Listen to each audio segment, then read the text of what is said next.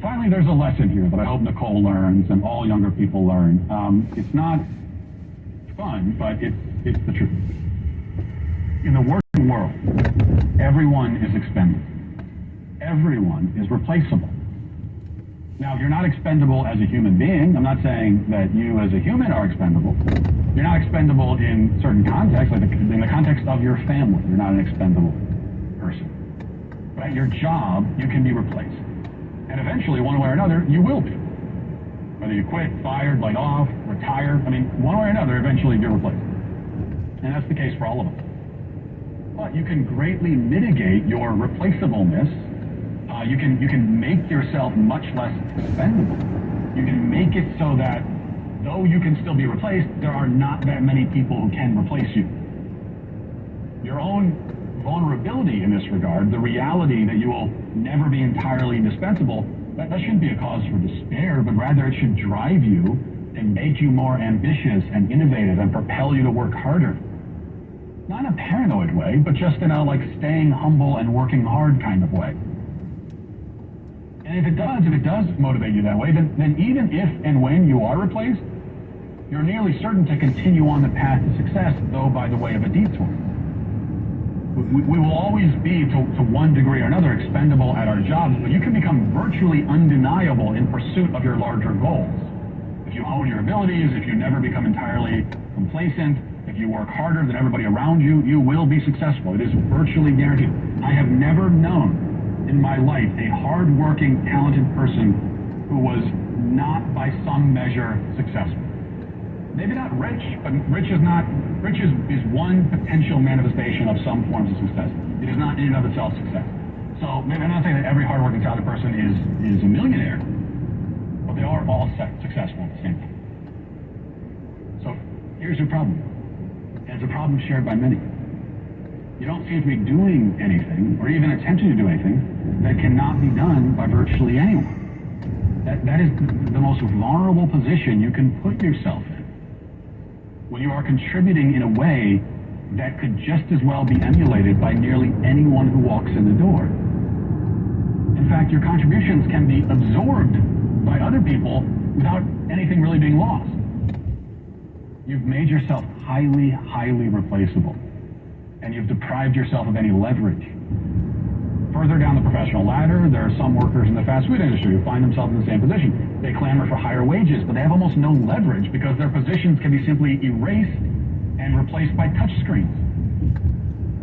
Now, the best response then is to work hard, develop your skills, become innovative, put yourself in a position, either in the same industry or somewhere else, where you bring something to the table that very few people can match. Now, this isn't about defending corporations or greedy billionaires. I'm not telling you how I wish things were. This is not my vision of how I want the world to be. I'm telling you how it is. And all we can do is, to start with, confront the fundamental reality for what it is and figure out how to succeed within its confines. Whether you like the confines of reality or not, there they are. To figure out how to operate in spite of it. That's the way. Though for now, I must say, you are still a kid. And that's all we have for today. Thanks for listening. Talk to you tomorrow. Godspeed.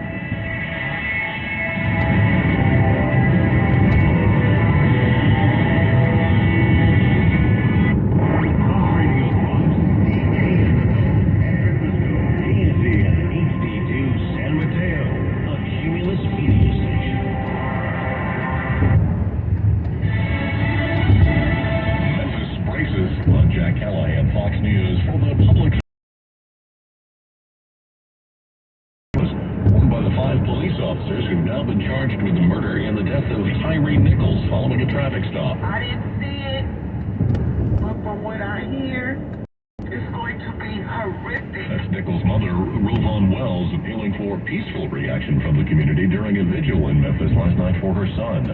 Also being released today, video from the night former House Speaker Nancy Pelosi's husband Paul was attacked by a man with a hammer in their San Francisco home. There will be images from the body cameras worn by responding police officers and the Pelosi's home surveillance system.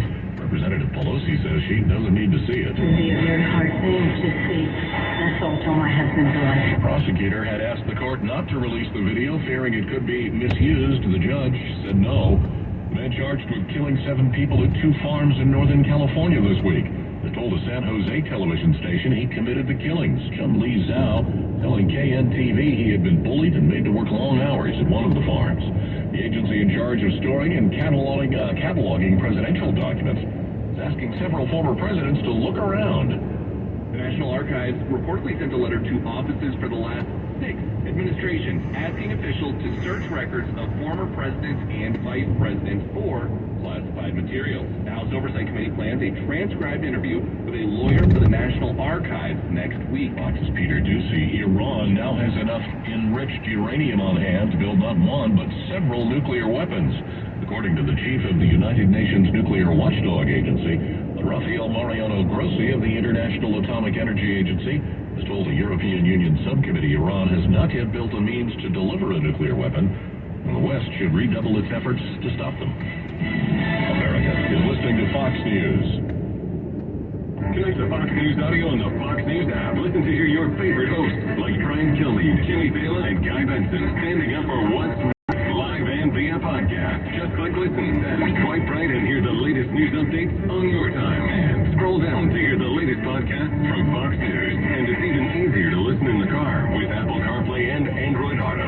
Get programming alerts and notifications. Fox News Audio is on the Fox News app. The voices America trusts. Download it now. From the Fox News Podcast Network. I'm Ben Domenech, Fox News contributor and editor of the Transom.com daily newsletter, and I'm inviting you to join a conversation every week with the smartest thinkers out there about the issues Americans face and where we're going as a nation. This show will feature deep dive interviews with newsmakers and some of your favorite Fox News analysts. I hope you'll join me as we dive into the front. It's the Ben Domenech Podcast. Subscribe and listen now by going to foxnewspodcast.com or wherever you download podcasts. Testimony has begun in the double murder trial of former North Carolina attorney Alex Murdaugh. Prosecutors called to the stand some of the first responders to arrive at the scene following the shooting deaths of his wife and son. At times, Murdaugh seemed visibly upset, especially when viewing body cam video from one of the officers and listening to graphic descriptions of the victims. Murdaugh's defense tried to poke holes in the prosecution's case, suggesting that tire track and foot impressions were not properly investigated. Another investigator testified that while Murdaugh did not cry, he was in emotional distress when they arrived at the crime scene. The investigator said Murdaugh's demeanor changed when he saw investigators examining truck tire impressions. Fox's David Lee Miller, a crime lab in Oklahoma, confirms remains of a child found earlier this month have now been identified as 4-year-old Athena Brownfield. She went missing on Christmas Day. Her caretaker has been charged with her murder. Florida's Governor Ron DeSantis suggesting changes to state law that would make people who rape children eligible for the death penalty. The proposal would also allow the death penalty without a unanimous jury decision. That part of the plan prompted by the failure of a jury to reach a unanimous death sentence in the case of Parkland school shooter Nicholas Cruz, who was instead sentenced to life. DeSantis believes that convicted child rapists should at least be sentenced to a mandatory life sentence should a jury not authorize an execution. Gary Baumgarten, Fox News. Android users are being warned about a dangerous new piece of malware called Hook. It allows hackers to take over a user's infected phone and steal files and things like banking logon credentials. Fox's cyber guy Kurt Knudsen has details on how to avoid it at foxnews.com. After a 200-point gain on Thursday, early morning Dow futures are trading about 30 points lower. I'm Jack Callahan. This is Fox News. For 170 years, Since 1852. women who have received that small blue box from Shreve have looked at it and Known for sure. that they are more precious than diamonds More valuable than gold. and very, very special. Because a box from Shreve means that someone is still very much in love. We believe that someone will be coming soon. With a box in Shreve blue, just for you. The Bay Area has known for 170 years that Shreve & Company Is where you will find the rare, the exotic, and the beautiful. 170 years. Shreve and Company. Luxury timepieces. Fine designers. Flawless diamonds. And a box that twinkles, sparkles, and glows with love. Shreve and Company at 150 Post off Union Square. In Palo Alto, Shreve is perfectly situated in the Stanford Shopping Center.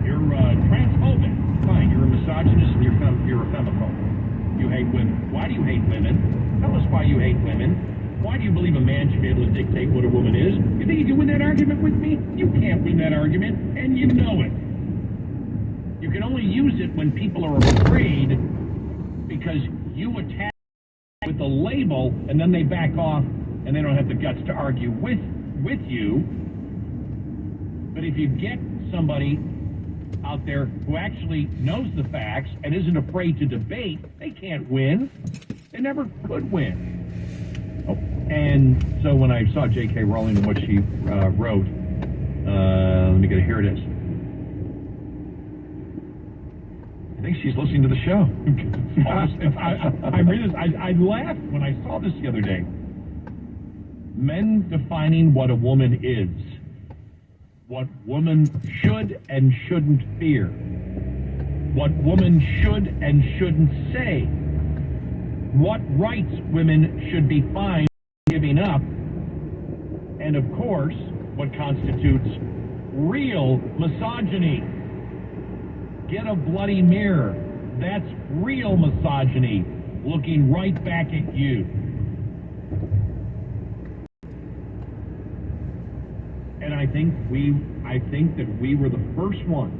I don't know anybody else, because we said this years ago about attacking back at the liberal transgender activist movement, because this started a long time ago with,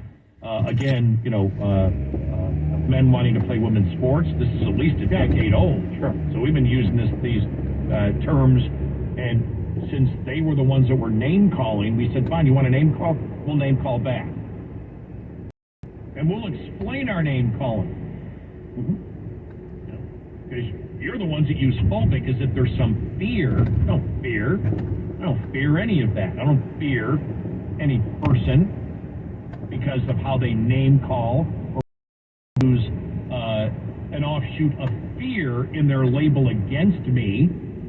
It doesn't mean I'm fearful. They throw that out. I can prove to them I'm not. And then I can prove to you exactly what they are. And she just did it right there. And so it's good to see because she is one of, she's one of the women that have taken a strong stand. The liberal feminist crumbled under what the man says. Think about that. Right.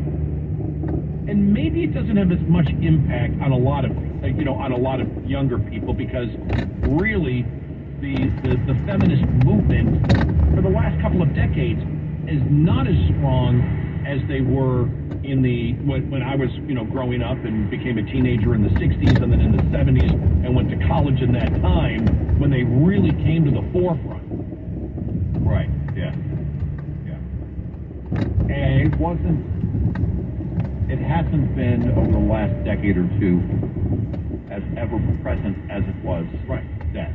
And when you realize how powerful of a force and how vocal they were in defending, I'm talking about liberal feminism, what they said, these are our rights without question, and to watch them crumble, absolutely just crumble under the weight of what the man says was really one of the most incredible evolutions of a political movement that I've ever seen. Yeah. In fact, it may be the crumble of a political movement based on what is, was viewed as a minority group. And you think of everything. You think of the women's suffrage movement and voting and women coming into the workplace and Title IX. Title IX and everything that came about over the last 100 years in this country. 150 years in this country. Well, and to watch it crumble in a matter of a couple of years. And the Obama administration really, if you think about it, officially that was the moment that they were destroying Title IX. The joint edict between the DOJ and the Department of Education saying our interpretation of Title IX is this. If a student identifies this as this, you must honor that. You can't make special arrangements, even travel arrangements, if they are on a team. You can't do any of that. This is our interpretation of Title IX. The question is, we're including the DOJ on this joint edict because you're violating what we believe are the rights of transgenders, and we are destroying, in turn, the rights of women. There is no way around that. You can't debate that. That is what happened and is still in play today. In fact, even more so, we said then, at the end of the Obama administration, when that joint edict came down, don't believe that if Republicans gain power, this is over. It's far from over. And it's funny because we're really not in the habit of making predictions. Yeah, I don't trust we're not. But they are predictions. No, but we said, and this was... Yeah, there's one city I